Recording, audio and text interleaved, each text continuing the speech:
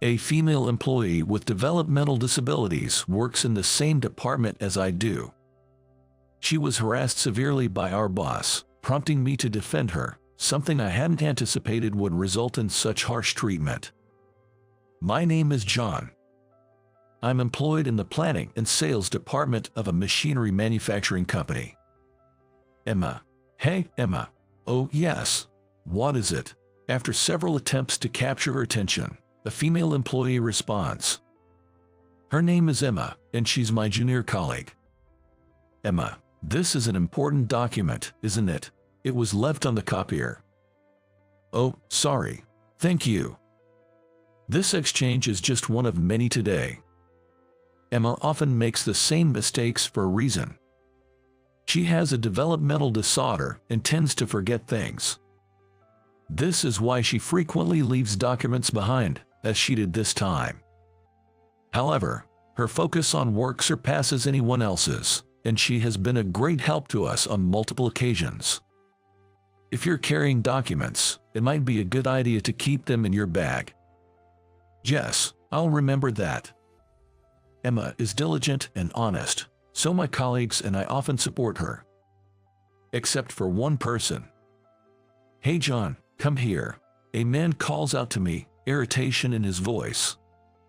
It's Mr. Anderson, our department head. Visibly upset, he beckons me. I have a rough idea of why. You need to be stricter with Emma. It's your lenient training that's hindering her progress. But she has a disability. I attempt to reason with him, but Mr. Anderson insists on being hard on Emma. In fact, he holds a low opinion of women in the workplace. Women should just stay at home and take care of the house. Many female employees have left our department due to his attitude, which involves frequent harassment.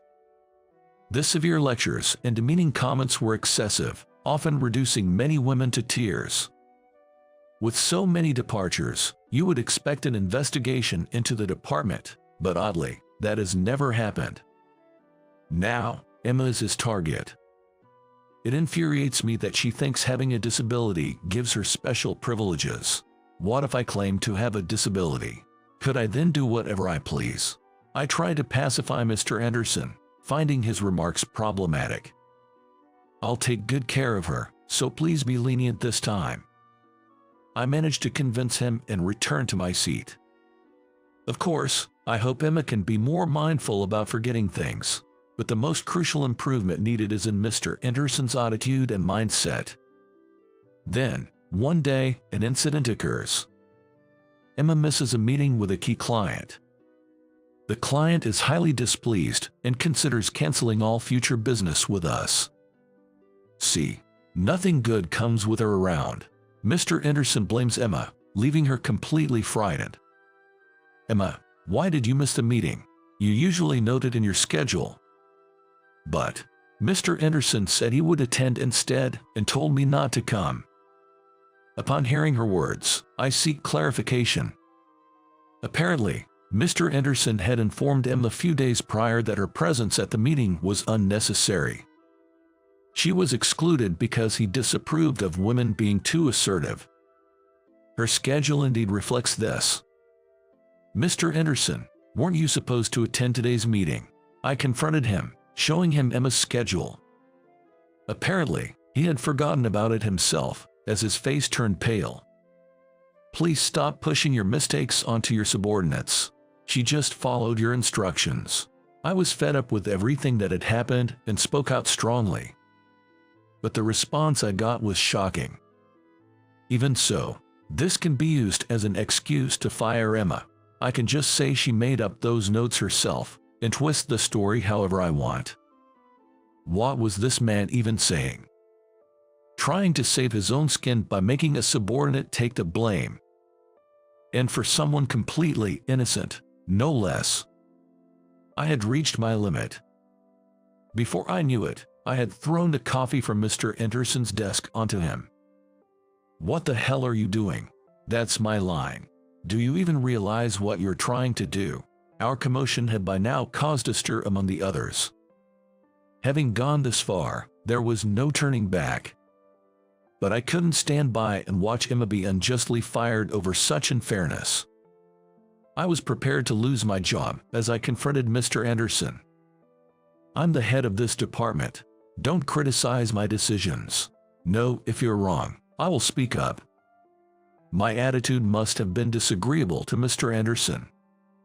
His face turned red with anger.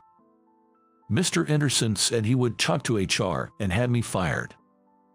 At this point, it was just astonishing. It was his mistake in the first place, yet he was so quick to deflect blame onto others. I thought HR would understand if I explained everything.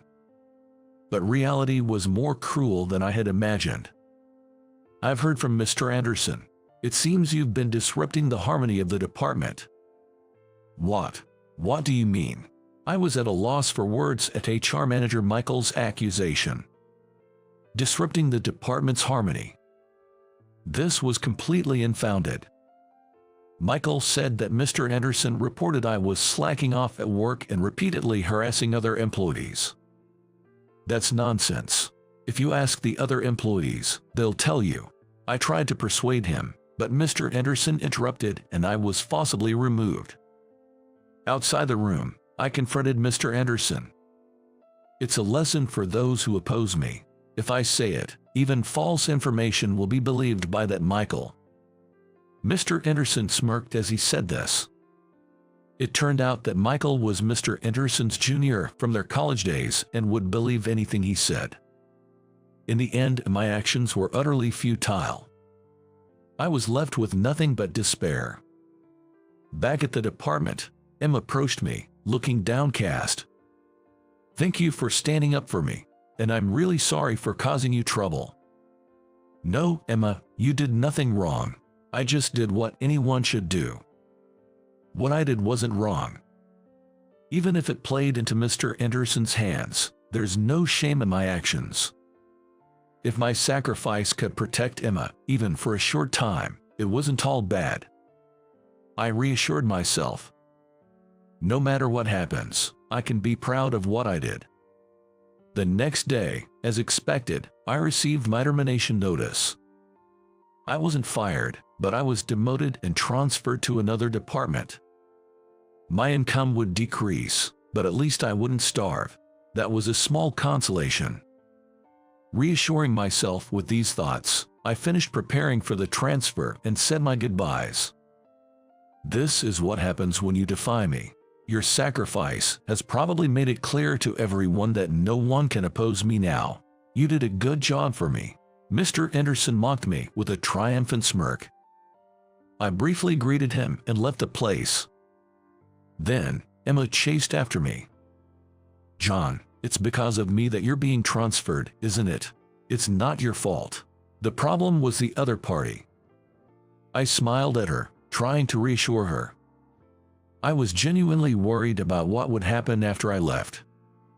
Knowing Mr. Anderson, he would surely continue to pressure her and force her to resign. While Emma had her challenges, she was an essential part of the team. "Emma, no matter what happens, believe in yourself and don't give up, okay?" Leaving her with those words, I left the company. The next day, I went to my new department. It was a cleaning team in a factory, and the only other member was an elderly lady named Michelle Upshaw. I couldn't help but smile bitterly at the obvious demotion. "I've heard a lot about you. As long as you work hard, I have no complaints. Welcome aboard." It felt like a warning of some sort. Probably, she had been fed some not-so-flattering information about me. Regardless, I focused on learning the ropes and doing my job.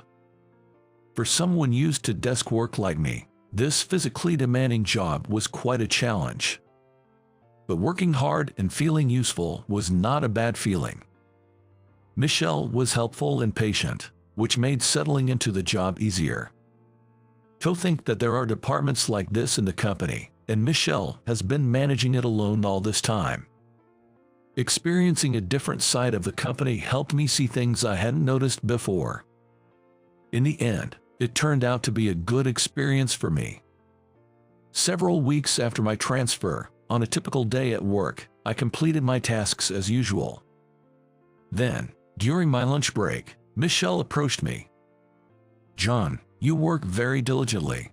You're nothing like what I was told." "What exactly were you told about me?" From our conversation, it turned out that I had been portrayed as a problematic employee with poor behavior. She was told I was sent here for rehabilitation, and she braced herself for the arrival of a troublesome character.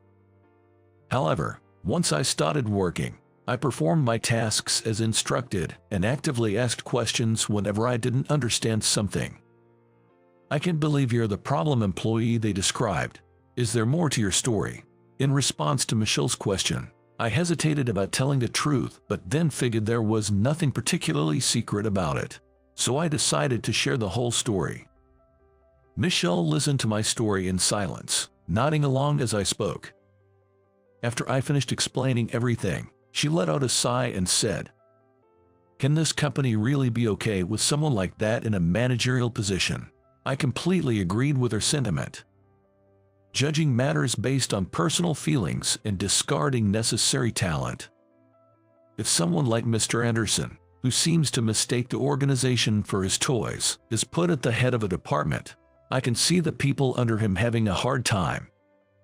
This made me worry about Emma and the rest of my former team. But you, John, are remarkable. Standing up to your boss to protect your subordinate is commendable. It's hard to understand why someone like you had to face such treatment.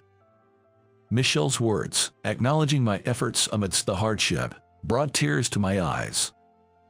I felt like all the emotions I had been holding back were finally being released. I'm worried about everyone back in the department, especially Emma. Under Mr. Anderson, they might just end up following his orders, and Emma could suffer even more. I wish there was some way I could help them.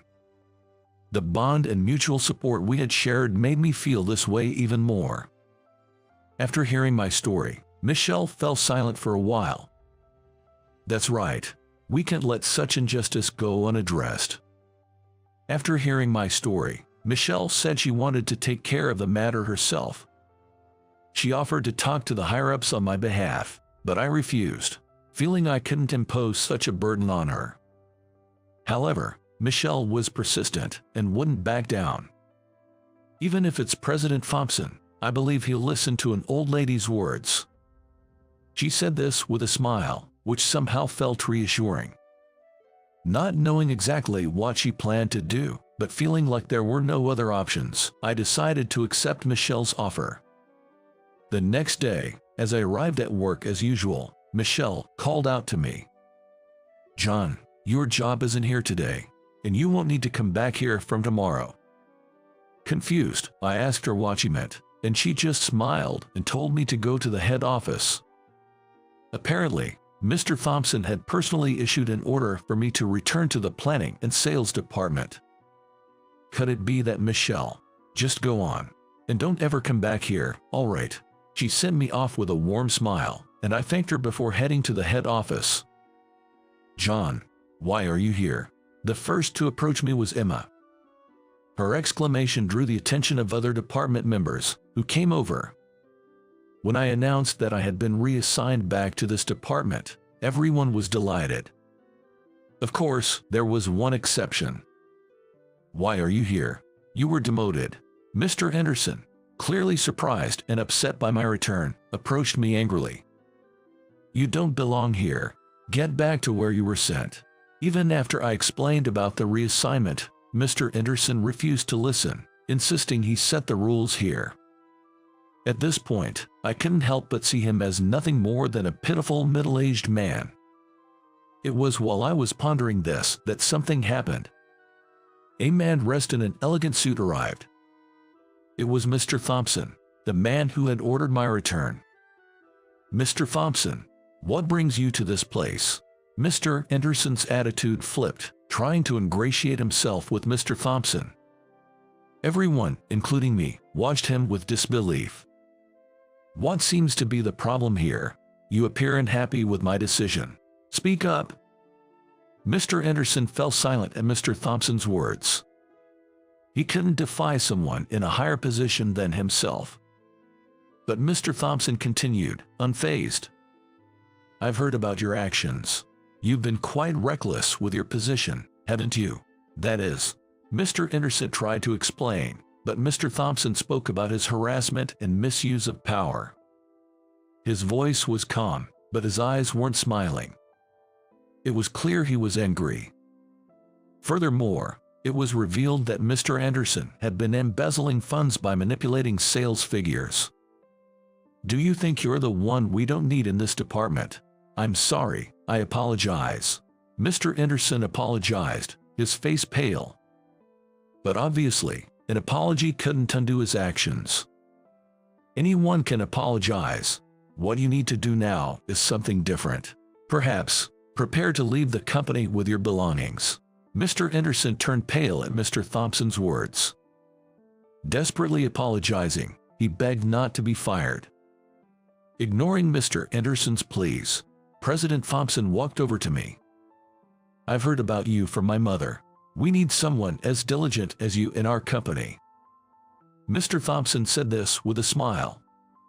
When I asked who his mother was, it turned out that Michelle was Mr. Thompson's mother. Originally an employee of the company, Mr. Thompson married the daughter of the previous owner, who had taken a liking to him. Since he was also expected to be the successor, he became a son-in-law, which is why he and Michelle had different surnames. You have a great capacity for judgment, not based on superficial appearances but on the substance within. I would like you to lead the planning and sales department going forward. Mr. Thompson's words, filled with trust, were very reassuring. Thus, I was appointed as the head of the department. Meanwhile, Mr. Anderson was immediately fired and faced legal troubles for embezzlement. That night, I called Michelle to express my gratitude. John, you're not the kind of person to be crushed by something like this. I want you to believe in yourself and aim high. I will never forget this favor. Thank you so much, I said to Michelle. She smiled and encouraged me with a gentle push on my back. Months later, I was thriving as the head of the planning and sales department. Initially, I had my doubts, but the support of my team members, who worked tirelessly, helped me overcome the challenges. Emma, you're doing great. Your sales performance this month is outstanding, I complimented her. Thank you, but it's all thanks to the support from you and everyone else, Emma responded. She was tackling her job while dealing with her disability. My advice on how to leverage and extend her impressive focus resulted in significant improvement in her performance. Our clients, witnessing her dedication and effort despite her challenges, offered their support. This just proves that gender or disabilities don't matter. There are definitely many people who can excel while facing their own challenges. Despite the previous pressure from Mr. Anderson, which had made it difficult for female employees to join the department, I was determined to change that. Committed to creating an environment where all team members, regardless of gender, could thrive and support each other, I continued to walk the path of action, matching my words. I revised the employee training policy, focusing on how to develop each individual's unique strengths. Observing from various perspectives and implementing these changes led to tangible results, and the department began to show a lively and productive atmosphere. Your appointment as the head has led to improved performance. Indeed, placing you in this position was the right decision. Having gained his trust and recognized for my ability to develop talent, I was promoted to the Human Resources Department. My new task was to identify and nurture young talents who would carry the company's future. Though I had once faced unjust treatment, my persistence and refusal to give in led me to where I am now. My belief in myself and my actions had brought me to this point. I vowed to continue living without bending my principles, staying true to my convictions,